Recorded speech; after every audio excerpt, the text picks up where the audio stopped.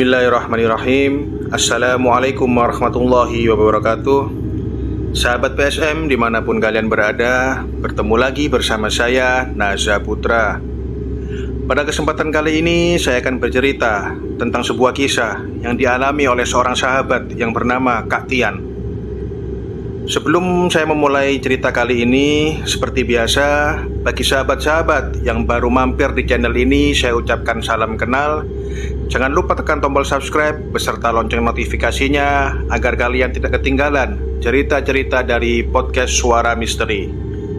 Follow juga Instagram kami @podcastsuaramisteri. Bagi sahabat-sahabat yang sudah subscribe dan follow, saya ucapkan terima kasih banyak. Jazakumullahu khairan. Semoga kebaikan dari sahabat-sahabat semua dibalas oleh kebaikan yang berlipat oleh Allah Subhanahu wa ta'ala. Bagaimana ceritanya? Yuk simak cerita berikut ini.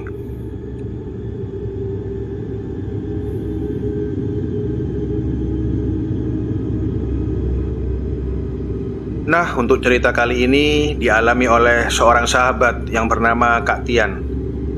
Kak Tian ini tinggalnya di kota Jakarta. Kisah ini terjadi di sekitaran tahun 2009. Kak Tian adalah seorang kontraktor dan bekerja di perusahaan ayahnya. Dan pada suatu saat, perusahaan ayahnya Kak Tian ini mengikuti tender di sebuah instansi di Jakarta yang tugasnya adalah merenovasi sebuah tempat wisata. Dan qadarullah, perusahaan ayah Kak Tian ini menang dalam tender instansi tersebut yang nilainya cukup tinggi pada saat itu. Ayahnya Kak Tian sudah oke, sudah tanda tangan kontrak, cek lapangan dan sebagainya. Pekerjaan detailnya pun sudah dijelaskan oleh instansi tersebut. Jadi di sini dijelaskan oleh Kak Tian, karena itu adalah sebuah tempat wisata yang jam operasionalnya dari pagi sampai sore. Jadi proyek renovasi ini diharuskan dikerjakan pada malam hari atau nunggu jam operasional tempat wisata itu tutup. Tempatnya ini lumayan besar. Di situ Kak Tian ini ditugaskan untuk merenovasi bagian luar bangunan. Di depan bangunan itu, di bagian kiri ada danau besar. Danau besar itu fungsinya untuk penampungan jika ada hujan lebat. Dan di situ juga ada aliran yang mengarah langsung ke laut.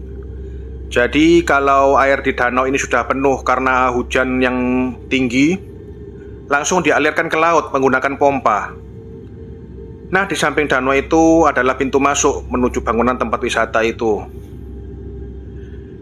Di minggu pertama Kak Tian ini kerja, belum ada kejadian yang aneh-aneh, normal-normal saja. Sampai pada waktunya, direksi dari instansi tersebut menginstruksikan untuk menebang sebuah pohon yang ada di depan bangunan itu. Jadi di depan bangunan itu ada sebuah pohon besar yang besarnya sekitaran 4 pelukan orang dewasa. Tapi pohon itu sudah mati, tingginya mungkin sekitaran 3 meter dan sudah nggak ada daunnya, kering. Instansi itu meminta perusahaan tempat Kak Tian bekerja untuk menebang pohon itu. Sedangkan di perjanjian kontrak itu nggak ada sebenarnya. Jadi ini tugasnya di luar kontrak, dimintain tolong lah istilahnya. Awalnya para pekerja ini males karena ini perintah di luar kontrak. Tapi karena direksi memerintah seperti itu, akhirnya disetujuilah perintah itu. Hitung-hitung membantu, wong cuma nebang pohon gitu aja. Akhirnya disetujuilah sama ayah dari Kak Tian. Saat itu Kak Tian ada di lokasi kejadian. Beliau ini ikut juga. Jadi ayah dari Kak Tian ini punya anak buah. Ada manajer lapangan yang namanya Pak Arif dan pelaksana yang namanya Pak Kus. Nah, pelaksana sama manajer lapangan itu biasanya mereka ada di lokasi. Sedangkan ayah dari Kak Tian ini jarang berada di lokasi, lebih banyak di kantor. Nah, singkat cerita, di hari ke-8 setelah instruksi penebangan pohon itu, dicobalah oleh beberapa tukang untuk menebang pohon tua itu. Apa yang dilihat oleh Bang Tian waktu itu benar-benar di luar nalar. Waktu itu penebangan dimulai sekitaran jam 11 malam. Dan ketika mesin gergaji ini dinyalakan dan diarahkan ke pohon itu, gak tahu kenapa pohon itu tidak terpotong sedikit pun. pisau gergajinya ini seperti tumpul. Dan para tukang ini bingung, ini kenapa ya? Awalnya para tukang ini berpikir ini mata gergajinya yang sudah tumpul atau mesin gergajinya yang rusak. Lalu digantilah dengan mesin gergaji yang baru. Dan ketika mesin yang baru ini dinyalakan, gak tahu kenapa tukang yang membawa gergaji ini tiba-tiba tepar. Langsung tepar seperti lemas gitu ya. Tiba-tiba langsung geletak gitu. Dan untungnya mesin itu belum sempat dinyalakan. Karena waktu itu tukang itu jatuh, tukang itu sambil memeluk mesin gergaji itu. Akhirnya semua langsung pada nyamperin, mulai dari Pak Kus, Pak Arif, dan semua tukang itu ditanya, "Kamu kenapa? Kamu kenapa?" Sambil diberi air minum. "Capek kali ini dia, tadi siang belum tidur ya." Dan si tukang ini belum bisa jawab. Dia cuman kayak ngos-ngosan gitu sambil dibangunin badannya lalu diberi minum. "Ya udah, kamu istirahat dulu, kamu istirahat dulu." Akhirnya disuruhlah tukang itu istirahat di pojok gitu ya. Dan dia masih belum bisa diajak omong. Dan di jam berikutnya datanglah tukang baru yang diperintah. Dia menyalakan mesin gergajinya. "Ya udah, buruan dipotong nih pohon, biar kita nggak menunda pekerjaan yang lain. Soalnya waktu itu pekerjaan masih banyak dan proyek tersebut cuma diberi waktu 1 bulan. Jadi lumayan ngejar." Akhirnya mesin dinyalain. Kali ini 2 orang tukang yang memegang mesin itu. Baru saja mesin gergaji menembus pohon sekitar sejengkal, 2 orang tukang itu tiba-tiba tepar juga. Yang satu tepar, yang satu seperti menggigil. Waktu itu mesin gergaji itu masih menyala. Untungnya nggak terjadi apa-apa. Dan segeralah dimatikan mesin gergaji itu. Nah, di sini kecurigaan Kak Tian ini muncul. Ini kenapa nih, kok semua tukang pada kayak gini? Waktu itu karyawan Kak Tian ini ada sekitaran 20 orang pekerja. Karena itu proyek ngebut banget, nggak boleh telat dari schedule. Langsung Pak Kus ini bingung. Gimana ini? Coba manual aja deh, manual. Dan tukang-tukang ini pada nggak mau. "Aduh Pak, itu yang pakai mesin aja ngeletak gitu, gimana yang manual?" "Ya udah, ditunda aja, ditunda. Besok kita lanjutin." Akhirnya 3 tukang yang tergeletak tadi itu disuruh istirahat. Walaupun sudah berjam-jam, kondisinya masih tetap seperti itu, masih tetap lemas.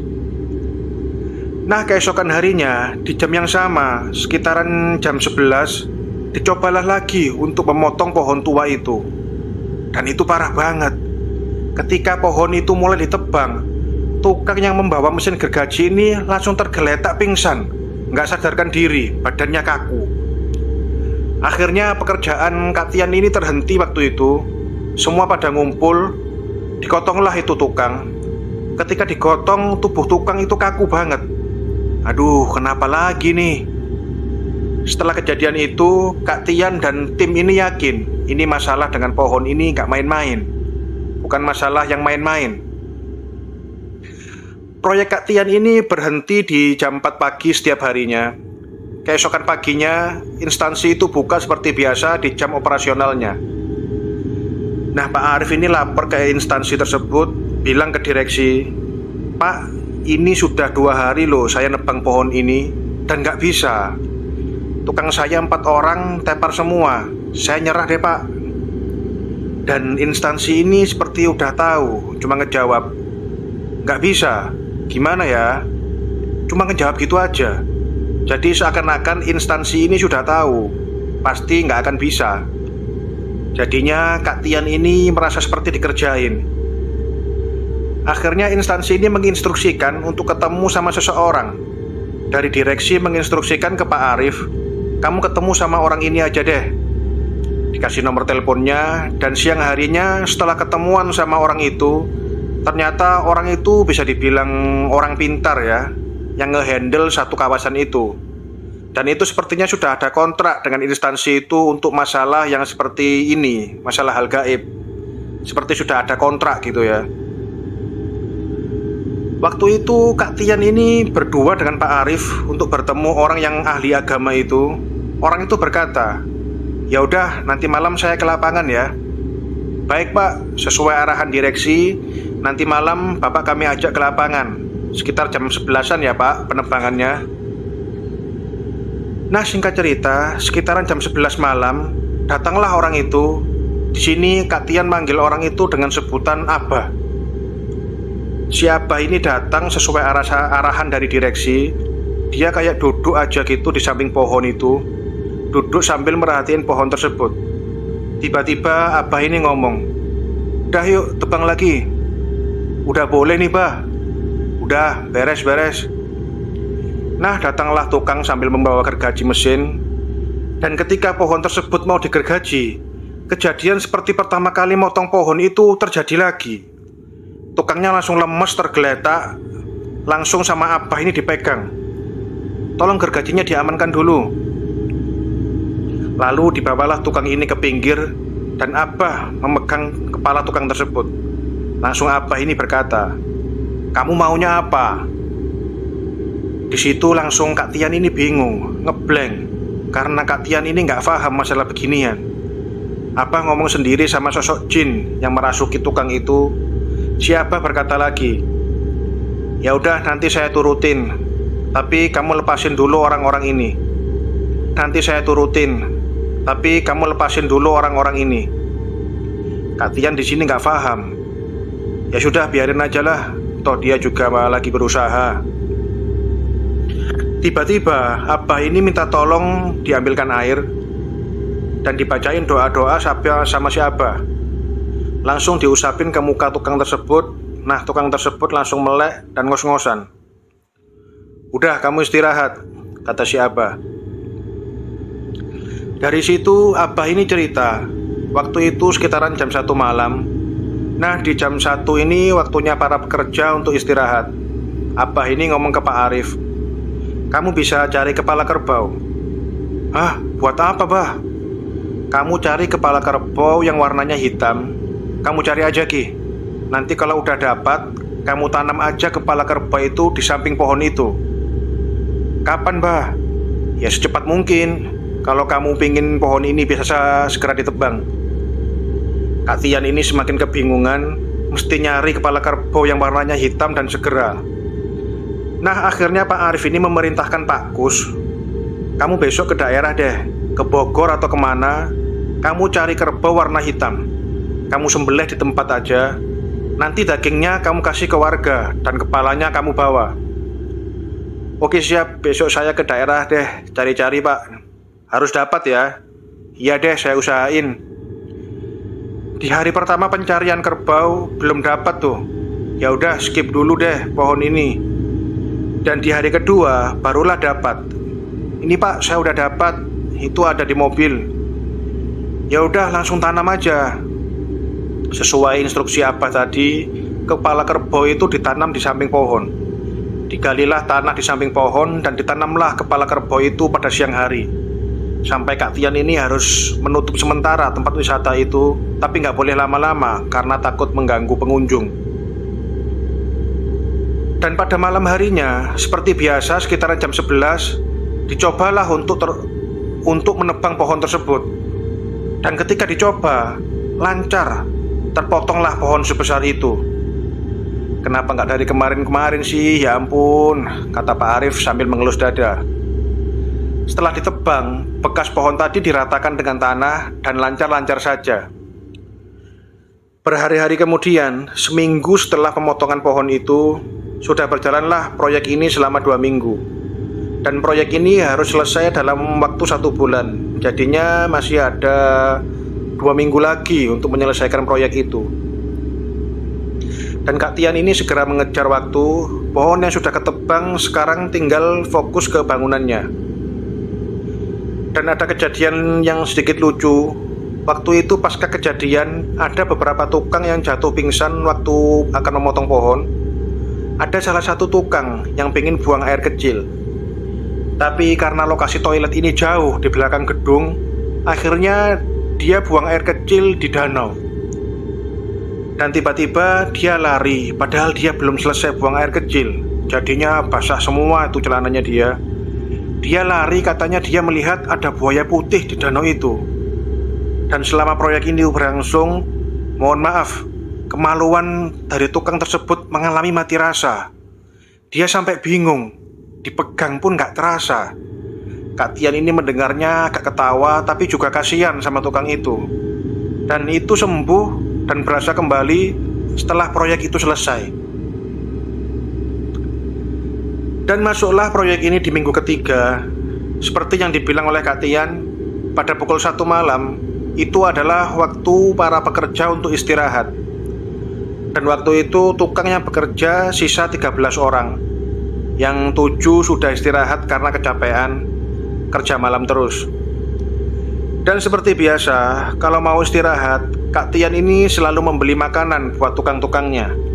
Nah, di tempat wisata itu ada sebuah kantor. Dan ada 2 orang OB, sebut saja namanya Eko dan Rudi. Eko dan Rudi ini kerja di kantor itu dan juga tidur di situ. Nah, Eko dan Rudi ini sering disuruh Pak Arif untuk beli nasi goreng untuk makan tukang. Di hari-hari sebelumnya semua berjalan lancar, biasa-biasa aja. Biasanya mereka beli dilebihin untuk mereka berdua, Eko dan Rudi.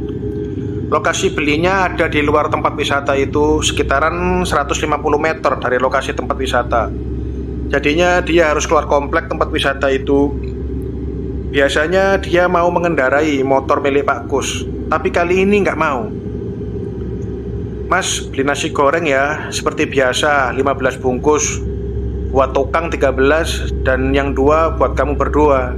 Nih kunci motornya. Oh nggak usah Pak, saya jalan aja. Biasanya Eko dan Rudi ini boncengan berdua buat beli nasi goreng. Tapi kali ini Rudi lagi sibuk main game. Akhirnya berangkatlah si Eko ini sendiri. Nih mas, bawa aja motornya. Gak usah pak, gak apa-apa, saya jalan saja. Saya sekalian mau ada perlu sama security, mau ngobrol-ngobrol. Oh ya udah. Dan jalanlah si Eko itu keluar untuk beli nasi goreng. Nah waktu itu disuruhnya sekitaran jam 12. Karena biasanya jam 1 udah selesai dan udah balik. Para tukang ini istirahat dan langsung makan. Tapi kali ini dia nggak balik. Sudah jam 1 dia belum balik. Nah pelaksana ini masih berpikir positif. Karena tadi dia disuruh naik motor nggak mau. Dia milih untuk jalan kaki. Makanya dia lama. Dan sampai jam 1.15 belum datang juga. Kasihan para tukang sudah menunggu makanannya. Akhirnya disusullah sama Pak Kus naik motor. Selama perjalanan Pak Kus ini nggak ketemu orang sama sekali. Dan sampailah di tukang nasi goreng dan ditanya sama Pak Kus, Pak, tadi ada yang kesini ya, beli nasi goreng 15 bungkus. Itu OB-nya tempat wisata itu. Oh iya Pak, benar, dia udah balik sekarang. Di sini pelaksana Pak Kus ini makin bingung.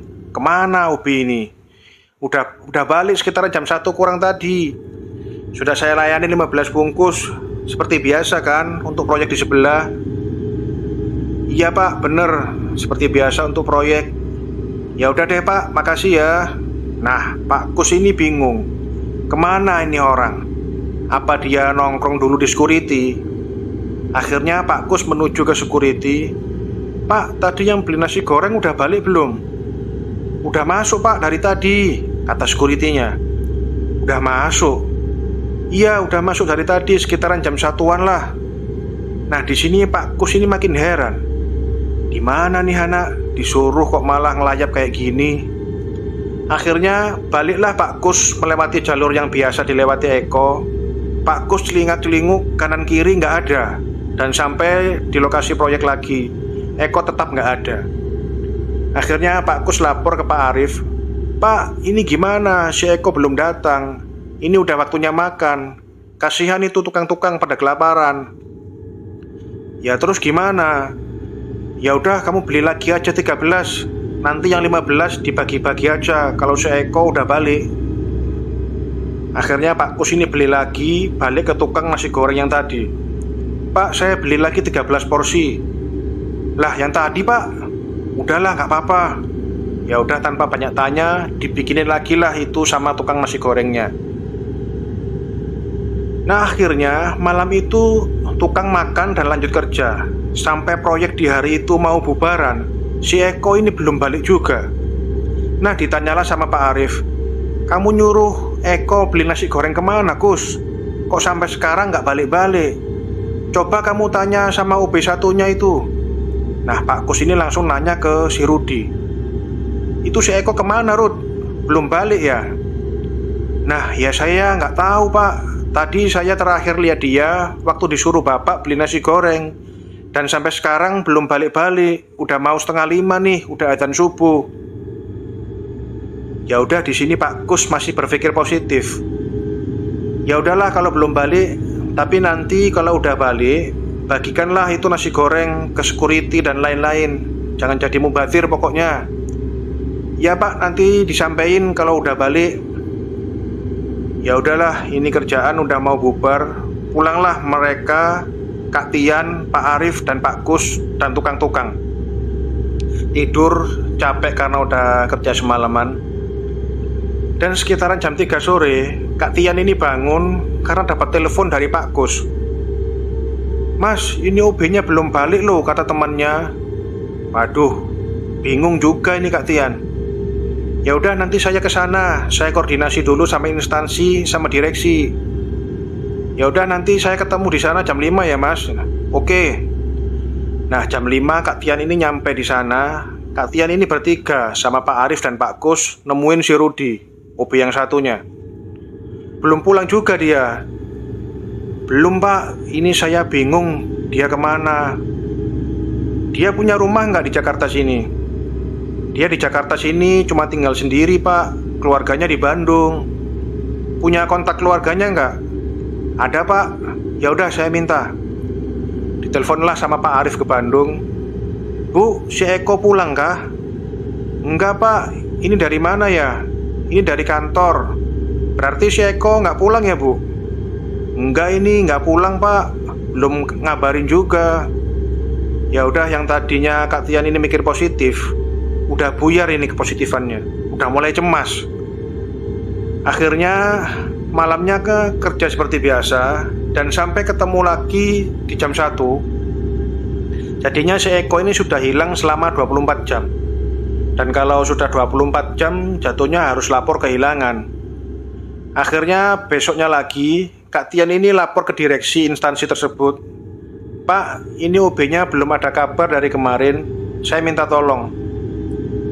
Nah, akhirnya instansi tersebut merespon dengan baik. "Ya udah, maunya gimana? Mau kita cari dulu atau langsung lapor polisi kehilangan? Takutnya dia lagi di mana gitu." "Ya udah, Pak, kita lapor kehilangan aja." Akhirnya mereka lapor orang hilang ke polisi. "Namanya ini." "Ya udah, kita langsung melakukan pencarian ya, Pak," kata pihak polisi. Dan sampai hari ketiga pencarian masih tetap nggak ada kabar. Sampai mereka ini mencari ke titik terparah. Mungkin dia meninggal atau kecelakaan, atau kebegal, atau kecebur, atau apalah.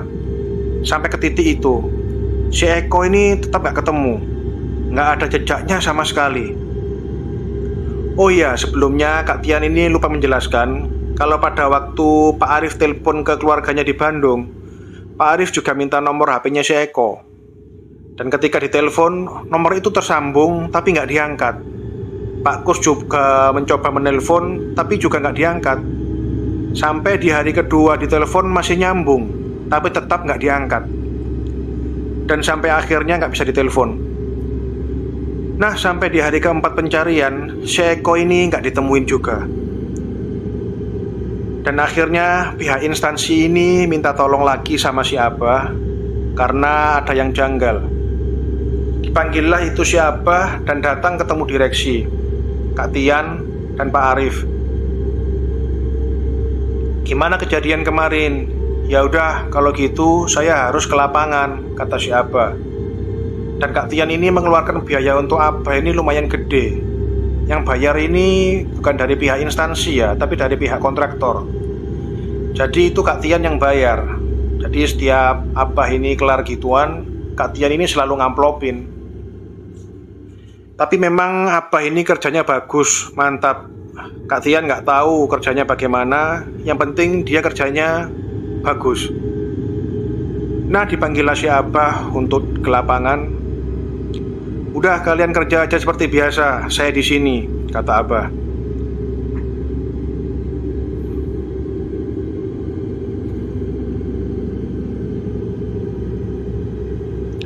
Abah ini udah standby mulai jam 8 malam di lapangan. Dia mantengin terus pekerja-pekerja, udah kayak mandor lah pokoknya. Sampai akhirnya Abah ini berdiri di bekas pohon itu. Kak Tian ini nggak tahu apa yang dilakukan oleh Abah, dan dia duduk sila di tempat itu sambil membaca zikir. Tiba-tiba Pak Kus yang sedang ngawasin pekerja, dia kesurupan, kejang-kejang gitu. Yang awalnya Pak Kus ini menghadap ke bangunan, dia langsung menghadap ke arah Abah. Dia pandangannya kosong, tapi menghadap ke arah Abah. Lah di sini Pak Arif ini bingung. Ditanyalah Pak Kus, Kus, kenapa Kus? Nah, waktu mau dipegang pundaknya, Pak Arif langsung ditangkis tangannya oleh Pak Kus, sampai Pak Arif ini mental ya, terpental. Astagfirullahaladzim. Parah banget itu, sampai pipinya Pak Arif ini berdarah. Kak Tian yang berada agak jauh dari Pak Arif langsung mendekati dan menarik Pak Arif. Pak, kenapa Pak? Ini si Kus nih, kurang ajar. Ini nih kerjaan dia nih, sambil nunjukin pipinya yang berdarah. Pak Arif ini masih positif, belum tahu kalau Pak Kus ini kesurupan. Pak Kus masih mengeram-ngeram sambil melihat ke arah Abah yang sedari tadi masih berzikir. Akhirnya Pak Arif manggil tukang-tukang. Ini tolong ini, kenapa si Kus nih? Di situ tukang-tukang ini mencoba menolong Pak Kus. Ayo Pak, sini dulu Pak, duduk Pak. Dan yang seharusnya tenaga tukang ini super kuat, di situ 3 orang tukang nggak ada yang kuat ngangkat tubuh Pak Kus. Pak Kus terus berontak, lepas. Kak Tian di sana melihat antara percaya dan nggak percaya. Ini beneran atau main-main? Sampai didudukin aja nggak mau. Sampai tukang-tukang yang mengangkat tubuh Pak Kus ini menyerah. Aduh Pak, nggak bisa Pak. Keras Pak, capek saya Pak.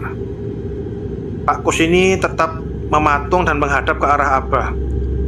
Lalu Kak Tian ini inisiatif panggil si Abah. Bah, tolongin Bah.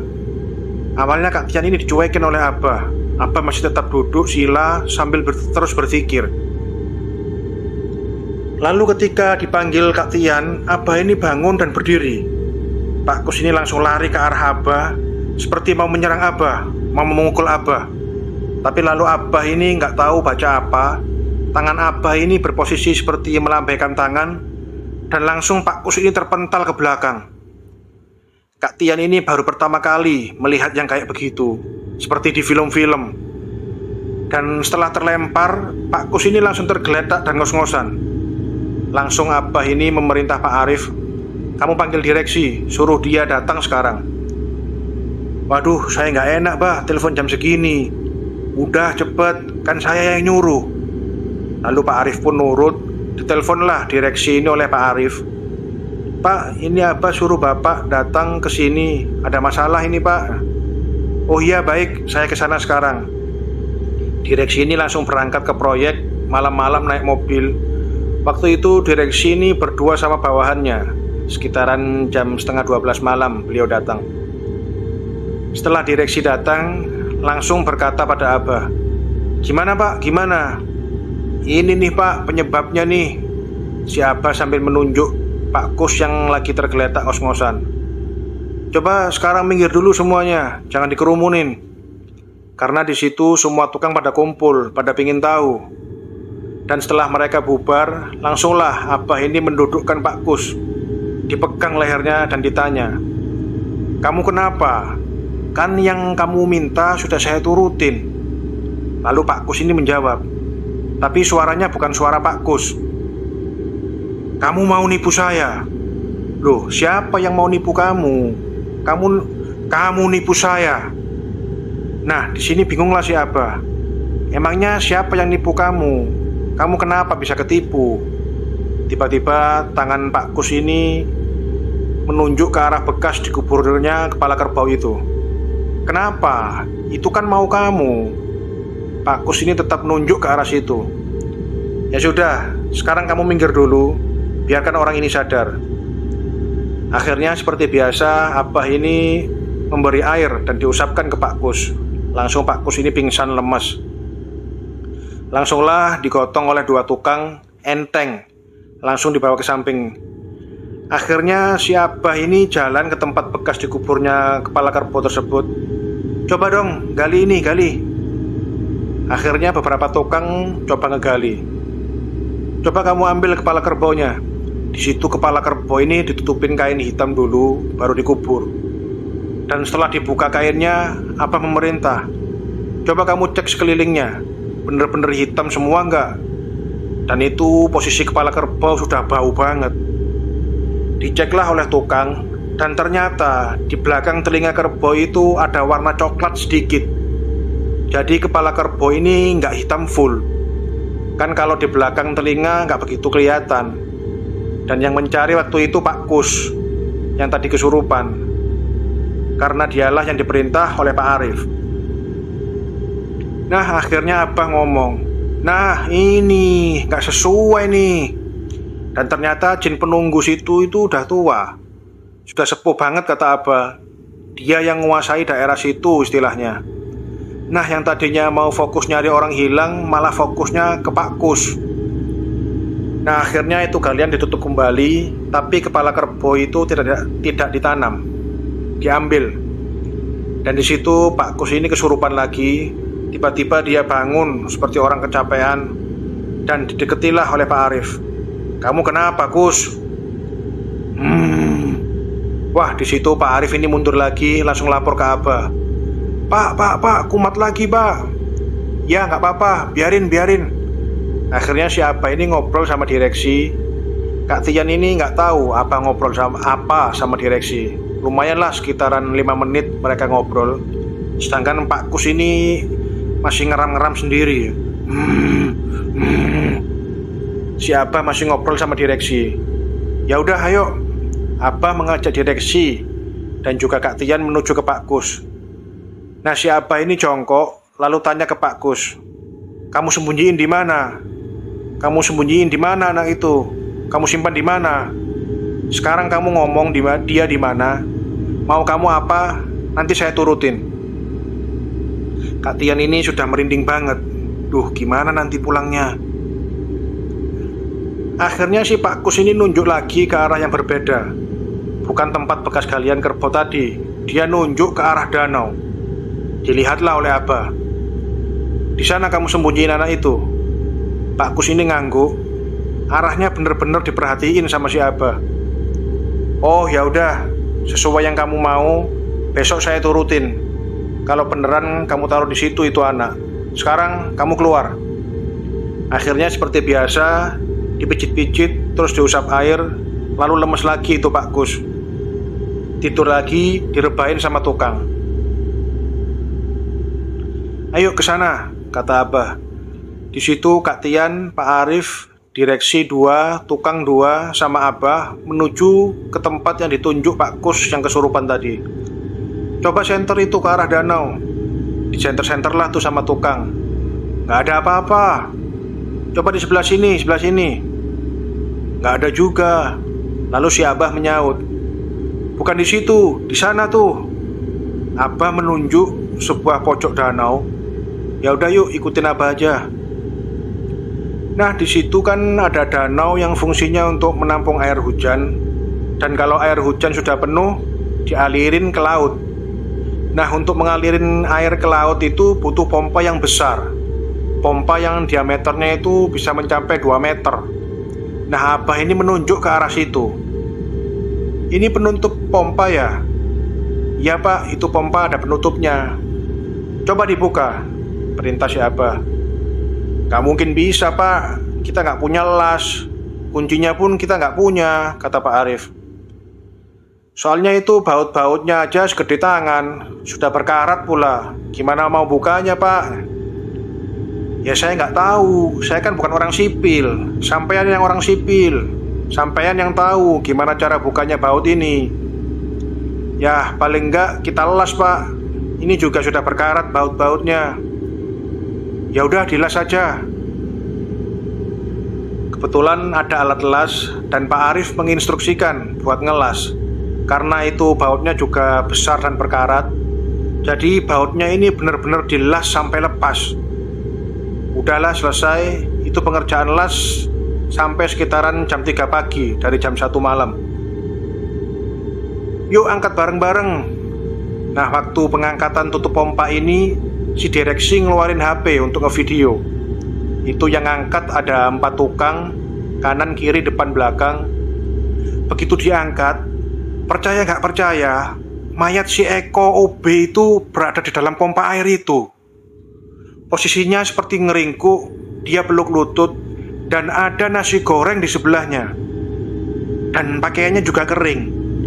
Dia sudah meninggal di sana kurang lebih selama 3 hari, dan gak ada yang basah sama sekali. Akhirnya untuk pertama kalinya tempat wisata itu ditutup total dengan alasan ada perbaikan. Tapi di sini nggak ke blow up ke media. Lalu ada polisi datang, dievakuasilah jenazah si Eko ini. Posisinya udah kaku, dan hasil forensik dari kepolisian menyatakan bahwa si Eko ini meninggal karena kehabisan nafas. Tapi di paru-parunya nggak ada air. Seharusnya kalau si Eko ini kehabisan nafas karena tenggelam, di paru-parunya itu penuh air. Tapi di sini si Eko ini murni meninggal karena kehabisan oksigen. Dan ketika tim forensik ini mengecek HP si Eko, ternyata HP-nya lowbat. Dicaslah sama polisi sebagai barang bukti. Dicek histori panggilan, itu banyak sekali panggilan dari Pak Arif, Pak Kus. Jadi waktu kejadian itu HP-nya Eko ini masih nyala. Ada banyak sekali panggilan dari Kak Tian, Pak Arif, Pak Kus, dan banyak sekali.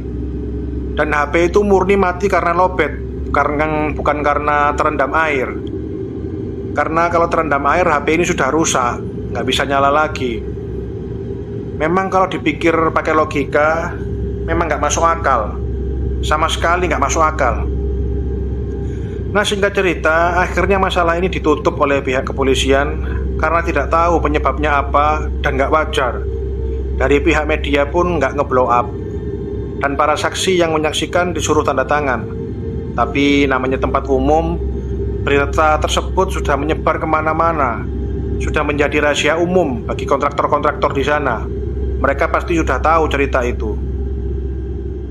Dan itu kejadian sudah divideoin oleh direksi, seakan-akan dia udah tahu, sudah dikasih tahu sama Abah buat barang bukti, buat cari aman dia juga.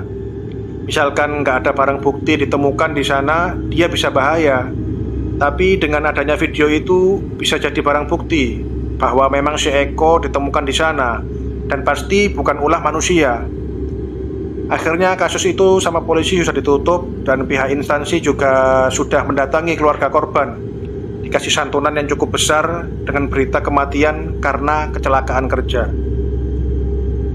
Dan setelah kejadian itu, Kak Tian ini dengar-dengar cerita bahwa si Pak Kus ini memang sembrono. Karena dia dikejar-kejar waktu, dia nyari kerbau yang hitam itu nggak nemu-nemu. Akhirnya dia ditawarin sama petani. Ini ada Pak, kerbau hitam. Beneran hitam? Iya Pak, beneran hitam. Dan setelah dicek sama Pak Kus, ternyata ada coklatnya. Pak Kus ini sebenarnya sadar. Nah, ini ada coklatnya. Dikit doang Pak coklatnya. Dan petaninya ini nggak tahu kalau kerbau itu buat syarat. Akhirnya Pak Kus nggak pikir panjang, akhirnya diiyain aja itu oleh Pak Kus. Jadinya memang nggak sesuai syarat yang diminta oleh jin penunggu tempat tersebut. Nah, cerita inilah yang dialami oleh Kak Tian ketika beliau bekerja di sebuah proyek di salah satu tempat wisata di Jakarta. Semoga cerita ini bisa diambil hikmah dan pelajaran oleh sahabat-sahabat semua. Bagi sahabat-sahabat yang mempunyai pengalaman horor dan ingin diceritakan di podcast Suara Misteri, silahkan kirim cerita kalian di email podcastsuaramisteri@gmail.com. Saya sangat berterima kasih kepada Kak Tian yang sudah mengizinkan pengalamannya untuk saya ceritakan di podcast Suara Misteri. Mohon maaf kalau ada salah-salah kata. Wassalamualaikum warahmatullahi wabarakatuh.